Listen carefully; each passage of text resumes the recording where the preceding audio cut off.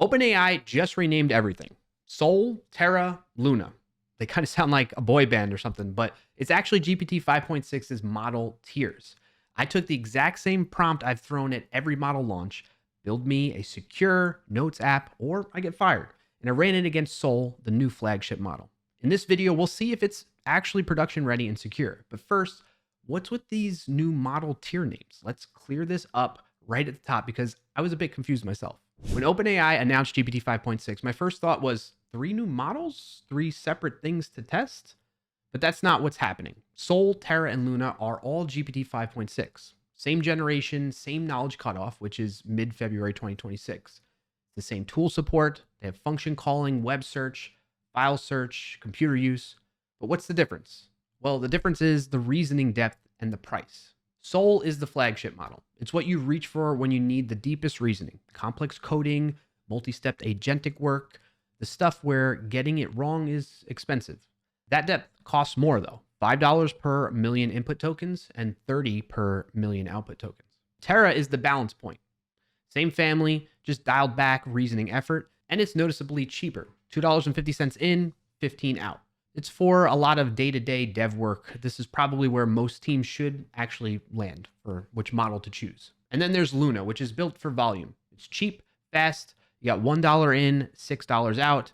And it's for the high throughput stuff where you're not asking it to architect anything. You just need it to execute some tasks. So this isn't a question of which model is smartest. It's more which tier fits what you're actually building. And that matters for today's test because I'm not just asking, can GPT 5.6 write secure code, build a secure app? I'm asking whether the flagship tier, the one OpenAI is telling us all to reach for when the stakes are high, does it actually earn that price tag when you ask it something as concrete as don't get me fired? So here's what I did. Same prompt I've given to every other model in the past since I started the series. And this time it's Sol's turn. Let's see how it goes.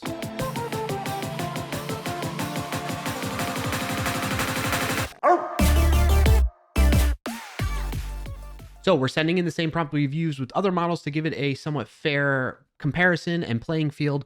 However, note that we're using the Codex extension inside of Visual Studio Code as the harness or the way we're integrating and inputting into the model here, as we've done with other models like Anthropic with Claude Code, using that as the harness for that. So let's send this in. We have 5.6 Sol and Ultra set up for it here. It's in a new empty directory. OpenAI GPT 5.6 Sol is the directory we have here. This repository will be linked in the description below if you want to see the results for yourself and all the past results from other models we've tested before. All right, its initial thinking is it will build this with defense in depth, like strict validation, authenticated ownership checks, cross-site request forgery protection, hardened sessions and headers, safe database access, rate limits, and security-focused tests. No web app can honestly be guaranteed 100% safe. So I'll also document deployment requirements and residual risks instead of giving you a false assurance. That's good. Okay. This is pretty new to me here. Repo audit, security design, test strategy. I guess these are other options I can click on within the extension here for Codex. It's inspecting the repository and its existing conventions. I was not looking at other examples. The repository is empty. Okay, good. So I'm treating this as a clean build rather than adapting an existing app. Yes. Okay, cool. All right, quick update. It's been almost 30 minutes that this has been running. So it's going kind of slow, but that's okay because it's doing ultra thinking and reasoning throughout its process of building out the project based on the prompt we gave it. It's also leaning towards using Docker, it looks like, to run it, but we'll see more as things settle in here. But I just wanted to give this quick update in terms of the time that has elapsed since starting the prompt and where things have landed so far in that time frame. So we'll check back in once things are completed. All right, we are nearly an hour later at this point, but it is done now. It has created a very large project, I feel. Like it feels bigger than past models have ever done. So I think this is going to be one of the most robust solutions we've had to the same prompt. Let's check it out. First, let's see what it did. It tells us in the summary here. I'm going to make this a little bit smaller to see better. All right, so it implemented a production-oriented secure notes app with registration login and a private create, update, delete functionality.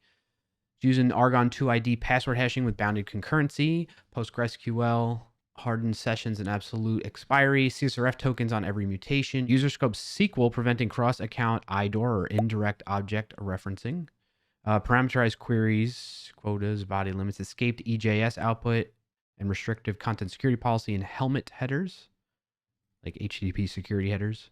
Verified database TLS and explicit trust, proxy, rate limiting, Docker, and CI. It's interesting. Some of these models choose to set up something with Docker and some don't.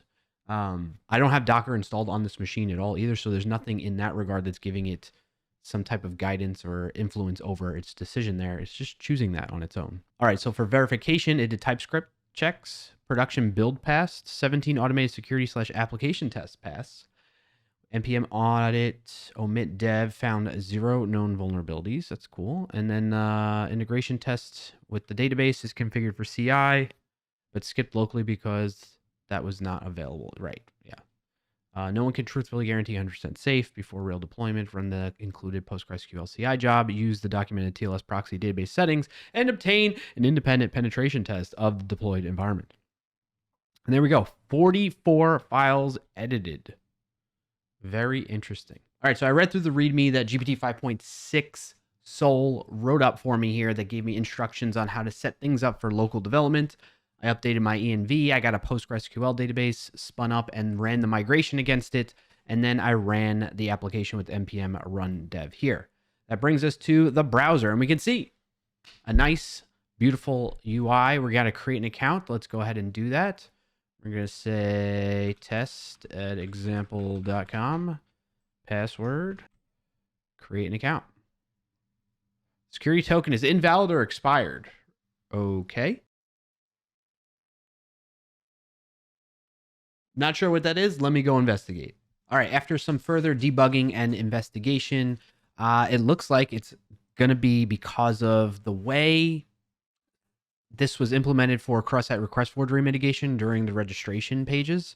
So when I look into the, let's go back here. This is the register route. We're sending a post request to create a new user and through the register API endpoint that we have here. And you can see it has protect CSRF. So I click on that.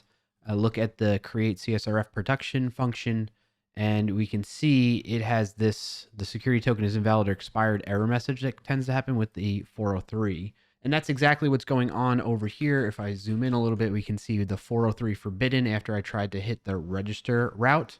And we can see that message. The security token is invalid or expired. Really quick update on this issue. It has to do with the host, the origin that's being passed in the request, whether it says the name localhost or it's using the local IP address. And so I allowed GPT 5.6 Sol to address this, and we'll see if this does indeed fix it so we can truly test the rest of the application. But let's please note this as a bit of a negative knock against this model in that it wasn't building this out in a way that I can run it both locally in development mode versus what's expected in production. Just a slight knock. All right, it says it fixed it. Let's see. Nope. I'll try just opening up a whole new private browsing. No, nothing's working with that. So this is a pretty big knock against it. Can't get it to run without having further. I even tried to give it a chance to fix it itself, and it didn't do so. So not a great start. But I bet if we did run it in production against a top level domain or something like that, or in a host provider that gives us a like a subdomain off of their main domain, it likely would work better. But because of this little local issue, I'm not able to run this locally here. So that said, when it comes to evaluating how GPT 5.6 Sol has done in terms of a production-ready application, it seems like looking at the source code that it generated, like it's a very robust solution that it put in place for this task. However, it's hiccuping on such a small little thing right off the bat. It makes me a little bit concerned in that regard. Next up, though, let's test the security of it. I want to know whether the dependencies it chose to use are vulnerability-free and they're secure, and if the code that it wrote to actually implement all the functionality we expect in this note-taking application doesn't have any vulnerabilities built into it as well. And in order to test that out, we're going to be using the Snyk extension inside Visual Studio Code. First up, evaluating the open source dependencies it chose to use, it came back clean. We can see both from the extension in Visual Studio Code on the right-hand side here, or I tested it out in the CLI as well, just to be doubly sure. And both came back showing all dependencies were clean of any known issues. No vulnerability paths were found with that. So that's great news. Great to see. Big props to GPT 5.6 Sol on that one. Now, when it comes to evaluating the code that GPT 5.6 Sol wrote for this project, we have a few issues here, 20 to be exact. But let's start off with the ones that we can safely ignore. There's low severity ones that are based on the test files, which we can just safely see that it's hard-coded secrets. That's okay because these are test files. We're not worried about those. They're not going to be in production, and it's there for testing purposes, right? Moving on to some medium severity vulnerabilities, though. We have one in server.ts. We have clear text transmission, HTTP instead of HTTPS. All right, so with this one, not too big of a deal, in my opinion. This is basically saying, hey, we should be using the node HTTPS module to instantiate the server instead of HTTP. GPT 5.6 could have built it out so that when it's in development mode, it uses just HTTP, and then in production, it uses HTTPS. But not a huge knock, I would say, in my opinion, on this implementation so far. Let's move on to the next one. Got password TS. Use of hard-coded, oh, we got a dummy pass hash word. This is an Argon 2 ID hash of non-secret random value. It makes unknown user logins perform the same expensive verification step as a known user login. Okay, I don't think this is necessarily a bad thing for the purposes of what it commented here, of what the use is for this one in particular. And I think just at quick glance here, it's something we can safely just take as a warning and not have too much of an issue with, for the purpose of that particular hash that's being used there. Notes, allocation of resources without limits. Let's see. So with this one, it's expecting some rate limiting being done on this notes route. So maybe some middleware functionality, but it's interesting that it wrote rate limiting functionality and configuration, as we can see here, options, rate limit, middleware that's added to the post endpoint for the notes API, but not for the get for some reason. So Snyk is alerting us to this as another potential denial of service attack avenue for an attacker here, that we should be able to just add this rate limiting middleware into that.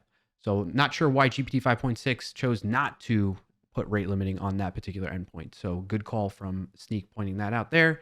And then the cross-site request forgery one. This is one I've addressed in the past. If you want to understand more of why this one is not necessarily something of concern for this particular situation, you can see how I've responded to this in past videos.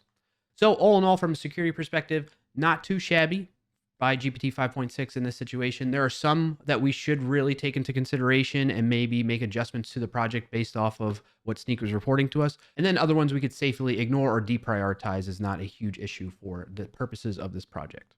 So I'm curious, what's been your experience with GPT 5.6? Have you been using Sol the most? Have you tried out Terra and Luna? What's been the results you've seen there? Are they significant improvements from past models? With that does it for this video. If you got value out of it, be sure to like it down below and share with somebody who could put it to use. And if you made it this far, subscribe to the channel so you don't miss out on upcoming videos. Thanks for watching, and happy, safe coding, everyone.